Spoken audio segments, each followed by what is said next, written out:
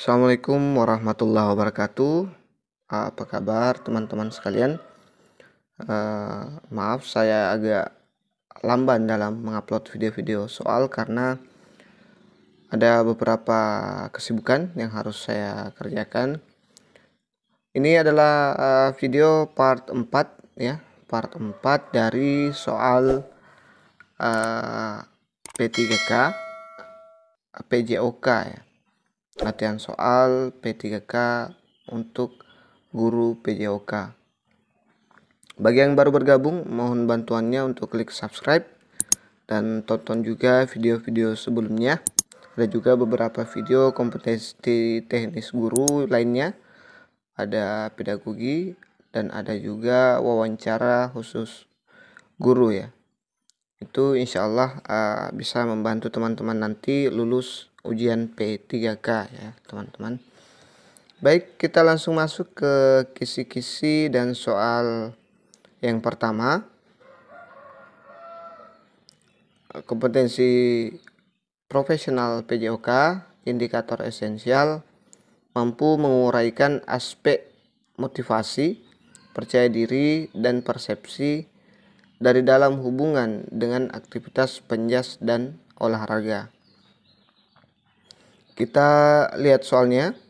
Cara merangsang kepercayaan diri yang dapat meningkatkan kemampuan belajar gerak anak adalah A. Pemberian pujian, B. Melakukan drilling atau pengulangan, C. Memberikan materi permainan, D. Memberi nasihat, E. Mengetes. Jawab dulu, saya kasih waktu sekitar 5-10 detik.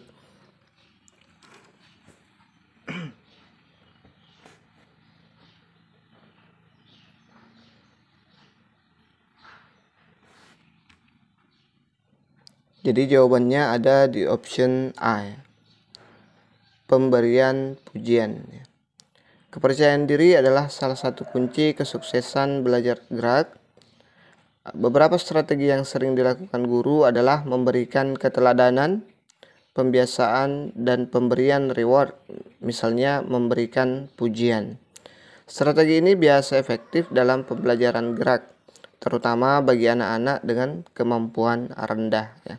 Jadi jangan tanggung-tanggung, jangan terlalu pelit memberikan pujian, karena pujian itu bisa membangun ya, meningkatkan kemampuan belajar anak, baik itu gerak maupun IQ-nya. Kita lanjut ke kisi-kisi dan soal berikutnya. Profesional PJOK, indikator esensial, mampu menguraikan aspek etika dan perilaku moral dalam konteks aktivitas penjas dan olahraga. Kita lihat soalnya.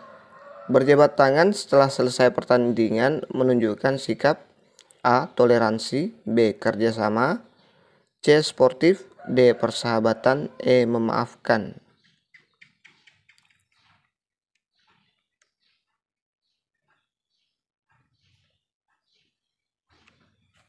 Jadi jawabannya C ya, sportif. Secara arti kata, sportivitas adalah sikap adil atau jujur pada lawannya. Sikap bersedia mengakui keunggulan, kekuatan, kebenaran lawan atau kekalahan atau kelemahan kesalahan sendiri. Sikap keolahragawanan atau sportivitas adalah nilai etis yang dijunjung sebagai prinsip bidang olahraga bagi setiap atlet, olahragawan, pengadil, dan anggota yang terlibat dalam bidang olahraga untuk mengacu pada perilaku penghormatan, pengakuan dan toleransi hak-hak sesama insan olahraga yang menciptakan persaingan positif tanpa niat merugikan pihak lain atau tanpa berlaku curang, baik dalam pertandingan ataupun di luar pertandingan. Contoh sikap ini adalah berjabat tangan setelah selesai pertandingan ya.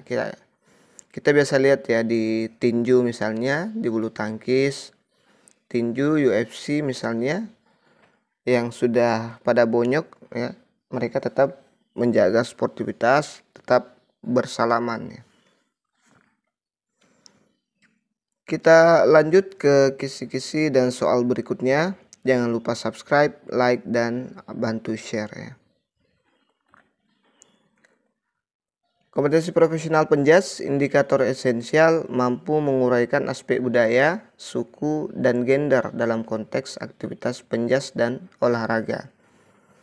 Coba kita lihat soalnya. Aktivitas olahraga di bawah ini sesuai untuk siswa perempuan.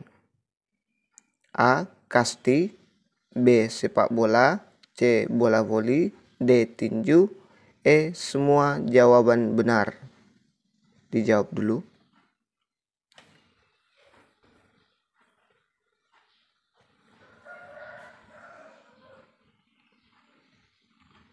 Jadi jawabannya ada di option C ya. Semua jawaban benar. Jadi kasti, sepak bola, voli, bola voli, tinju semua bisa atau sesuai dengan siswa perempuan. Untuk siswa perempuan, kita lihat pembahasannya.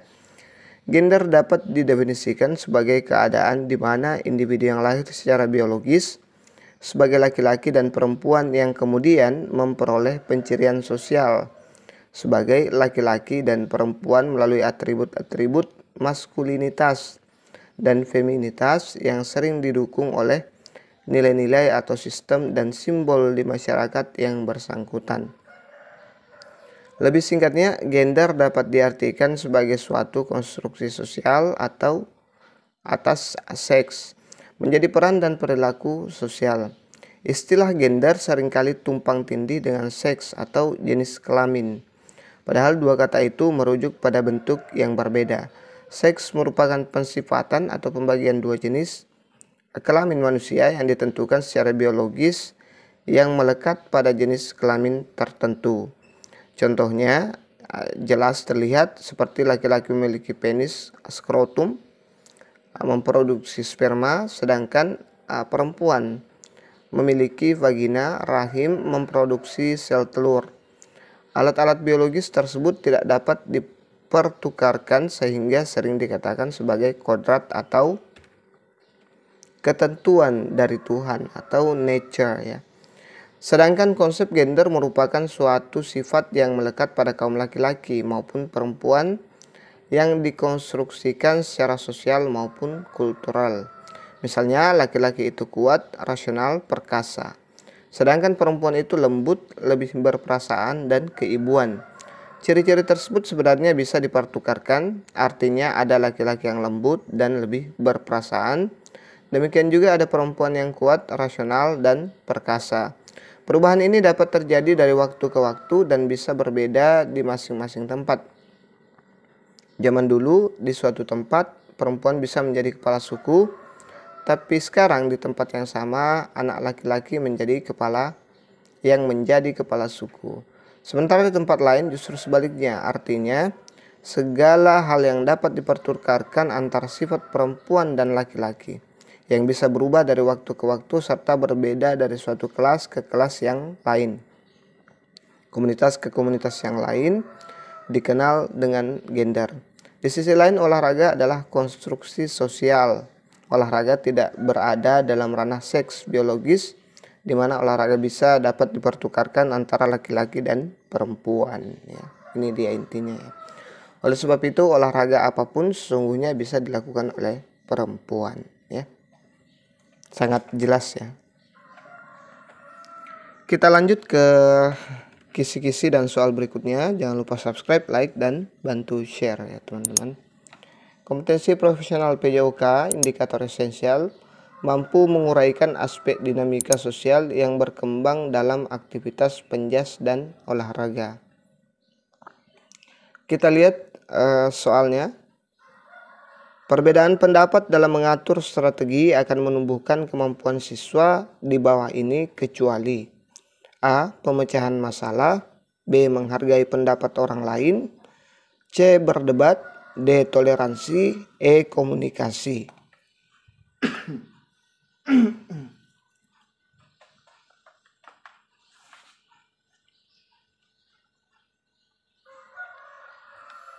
Jadi jawabannya ada di option C, berdebat ya. Kita lihat pembahasannya. Ingat ya, ada kata kecuali. Penyusunan strategi tim hanya bisa dilakukan secara kelompok. Oleh sebab itu, secara otomatis guru sudah menggunakan pendekatan diskusi kelompok.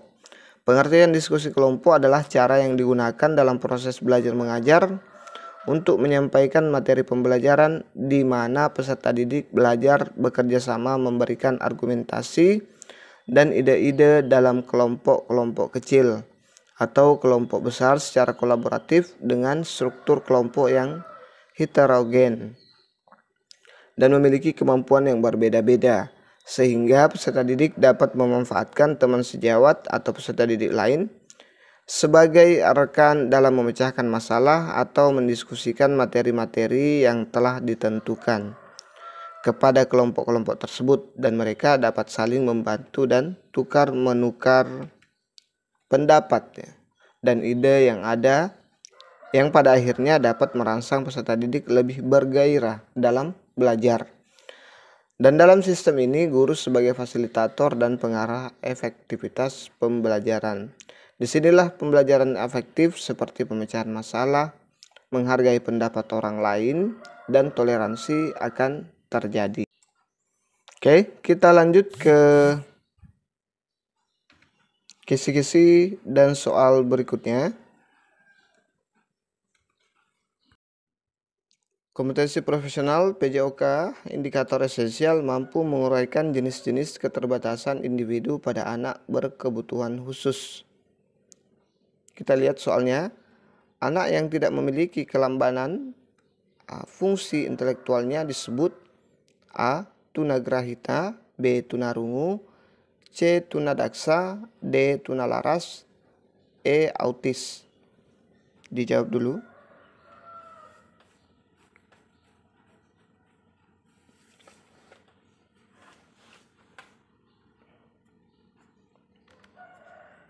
Jadi jawabannya ada di option A, yaitu tunagrahita ya. Anak yang tidak memiliki kelambanan fungsi intelektual. Coba kita baca pembahasannya. Berikut ini adalah jenis-jenis hambatan anak berkebutuhan khusus. Poin pertama, tunagrahita ya, yang ini. Pengertian tunagrahita menurut American Association of Mental Deficiency AMD dalam B3PTKSM halaman 20 sebagai berikut, yang meliputi fungsi intelektual umum di bawah rata-rata sub-average, yaitu IQ 84 ke bawah berdasarkan tes yang muncul sebelum usia 16 tahun yang menunjukkan hambatan dalam perilaku adaptif. Sedangkan pengertian tunagrahita menurut Japan League for Mentally Retarded tahun 1992 halaman 22 dalam BP3PTKSM di halaman 20-22 sebagai berikut. Fungsi intelektualnya lamban, yaitu IQ 70 ke bawah berdasarkan tes intelijensi baku. Kekurangan dalam perilaku adaptif terjadi pada masa perkembangan, yaitu antara masa konsepsi hingga usia 18 tahun. Pengklasifikasian atau penggolongan anak tunagrahita untuk keperluan pembelajaran.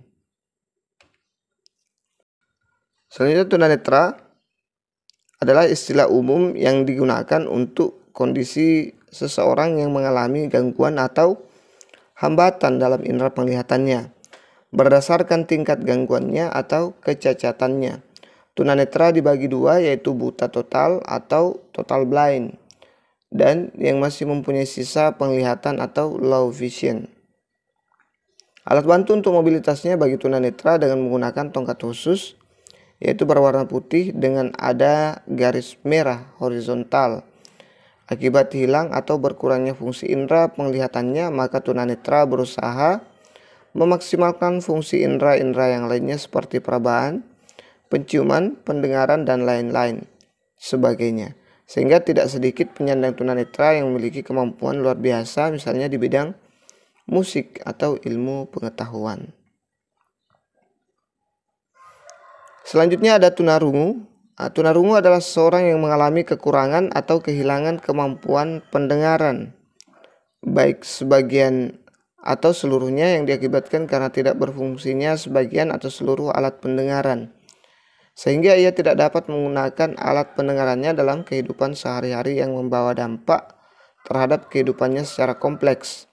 Pada umumnya, klasifikasi anak tunarungu dibagi atas dua golongan atau kelompok besar, yaitu tuli dan kurang dengar. Orang tuli adalah seseorang yang mengalami kehilangan kemampuan mendengar sehingga membuat proses informasi bahasa melalui pendengaran, baik itu memaki atau tidak memakai alat dengar. Memakai ya. Kurang dengar adalah seorang yang mengalami kehilangan sebagian kemampuan mendengar, akan tetapi ia masih mempunyai sisa pendengaran. Dan pemakaian alat bantu dengar memungkinkan keberhasilan serta membantu proses informasi bahasa melalui pendengaran. Selanjutnya ada tunadaksa, berasal dari kata tuna yang berarti rugi, kurang, dan daksa berarti tubuh. Dalam banyak literatur, cacat tubuh atau kerusakan tubuh tidak terlepas dari pembahasan tentang kesehatan, sehingga sering dijumpai judul physical and health impairments atau kerusakan atau gangguan fisik dan kesehatan. Hal ini disebabkan karena seringkali terdapat gangguan kesehatan. Sebagai contoh, otak adalah pusat kontrol seluruh tubuh manusia. Apabila ada sesuatu yang salah pada otak, luka atau infeksi dapat mengakibatkan sesuatu pada fisik atau tubuh, pada emosi atau terhadap fungsi-fungsi mental. Luka yang terjadi pada bagian otak baik sebelum, pada saat, maupun sudah kelahiran menyebabkan retardasi dari mental tunagrahita.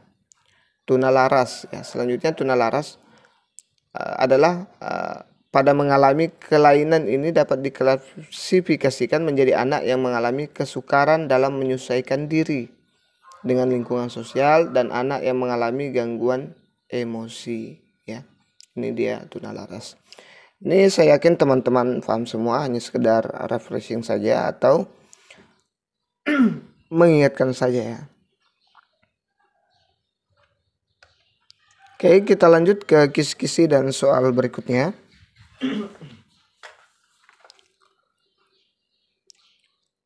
Kompetensi profesional, indikator esensial, mampu mengimplementasikan aktivitas olahraga pada anak berkebutuhan khusus ya.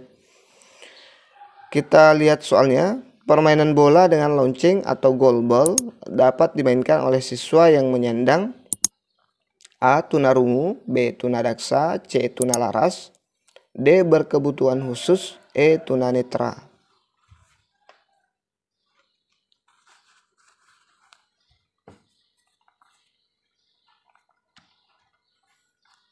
Jadi jawabannya ada di option A, yaitu tunarungu ya. Kita lihat pembahasannya.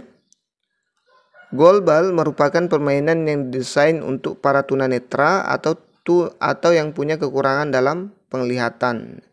Pertandingan ini dimainkan oleh dua tim, di mana masing-masing tim beranggotakan 3 pemain, menjaga gawang yang berukuran panjang 9 meter dan tinggi 130 cm.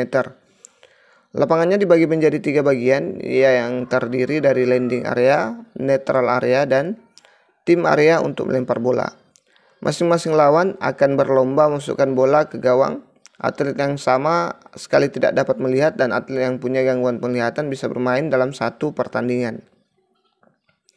Setiap atlet harus bermain dengan penutup mata. Cara mainnya, bola dilempar ke gawang lawan dan lawan berusaha mencegah masuknya bola dengan badan mereka, namun tidak diperkenankan maju sampai 3 meter. Pemain hanya berada di area depan gawangnya sendiri sepanjang pertandingan. Bola diisi dengan lonceng agar pemain bisa mengetahui arah datangnya bola.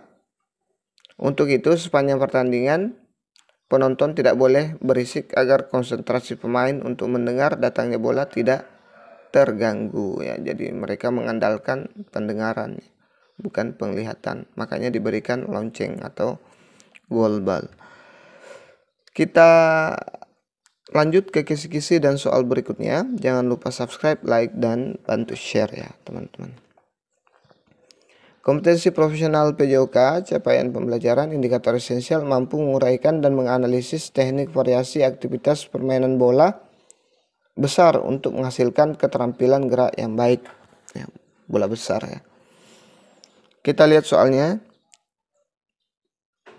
Teknik dasar sepak bola yang sangat mendukung dalam mengatur irama permainan adalah A. Kicking, B. Dribbling, C. Passing, D. Overlapping, E. Intercepting. Jawab dulu.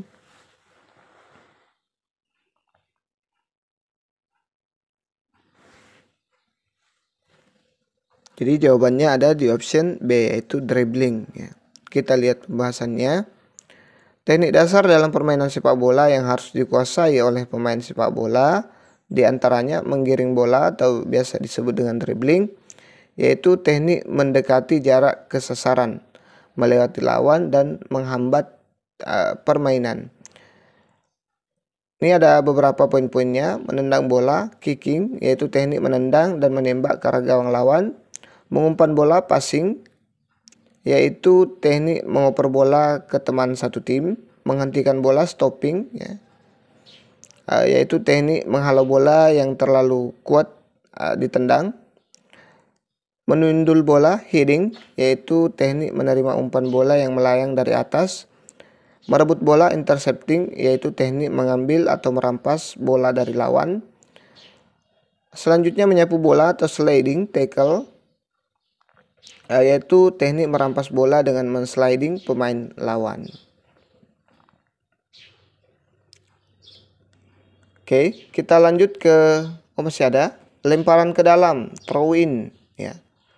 Yaitu teknik melempar bola ke dalam ketika bola keluar lapangan. Kemudian poin yang terakhir adalah menangkap bola atau goalkeeping, yaitu teknik mempertahankan gawang agar tidak kemasukan atau kebobolan. Oke, kisi-kisi selanjutnya, kompetensi profesional PJOK, indikator esensial, mampu menguraikan dan menganalisis teknik kombinasi aktivitas permainan bola besar untuk menghasilkan keterampilan gerak yang baik. Kita lihat soalnya. Menggiring bola basket melewati beberapa pemain untuk masuki daerah lawan dapat diberikan setelah siswa menguasai A. Teknik dasar, B. Strategi, C. Taktik, D. Peraturan permainan, E. Keterampilan gerak dasar.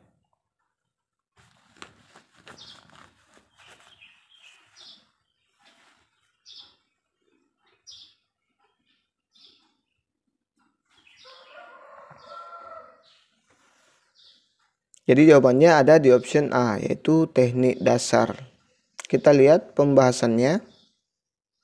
Teknik dasar dribbling pada basket tujuannya sama dengan teknik dribbling pada sepak bola, yaitu untuk membawa bola menghindari lawan dan menyerang lawan. Perbedaannya adalah dribbling pada bola basket dilakukan dengan memantul-mantulkan bola dengan satu telapak tangan terbuka, bukan menggunakan kaki seperti halnya pada permainan sepak bola. Aturannya jangan pernah menggunakan dua tangan untuk menggiring bola basket dan jangan menggunakan tangan yang mengepal. Ada dua jenis teknik dribbling dalam basket, yaitu yang pertama dribbling tinggi, dilakukan untuk menggiring bola secara cepat memasuki pertahanan lawan dengan cara cepat atau lari. Teknik ini digunakan ketika pemain lawan cukup jauh dari pemegang bola. Yang kedua adalah dribble rendah. Teknik ini dilakukan untuk mempertahankan bola dari rebutan lawan main. Teknik ini digunakan untuk ketika sedang berhadapan langsung dengan lawan dan ingin membuat sebuah terobosan yang memanfaatkan celah yang dibuat oleh lawan ketika lengah. Pembelajaran dribble tinggi hanya akan efektif jika diberikan setelah siswa menguasai gerak dasar bola basket, terutama gerak dasar menggiring.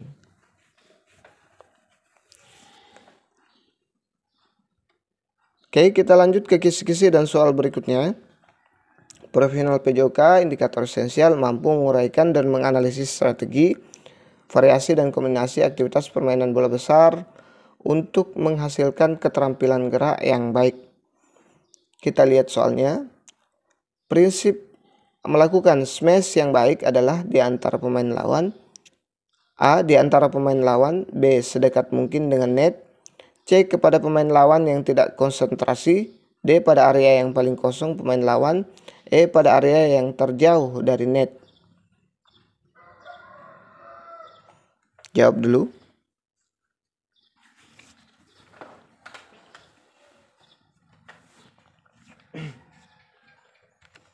Jadi jawabannya ada di option D, pada area yang paling kosong pemain lawan ya.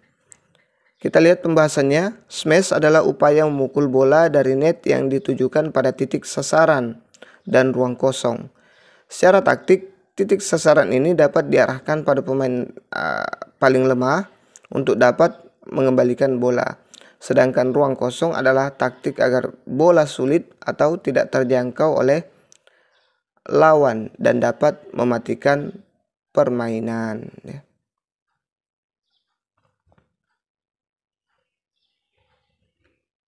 Oke, itu saja dulu yang sempat kita share pada kesempatan kali ini. Mudah-mudahan selalu disehatkan, teman-teman disehatkan, saya juga disehatkan, sehingga kita bisa masih terus melanjutkan pembelajaran kita untuk persiapan ujian-ujian kita ya. Mudah-mudahan nanti dimudahkan dan diluluskan, amin.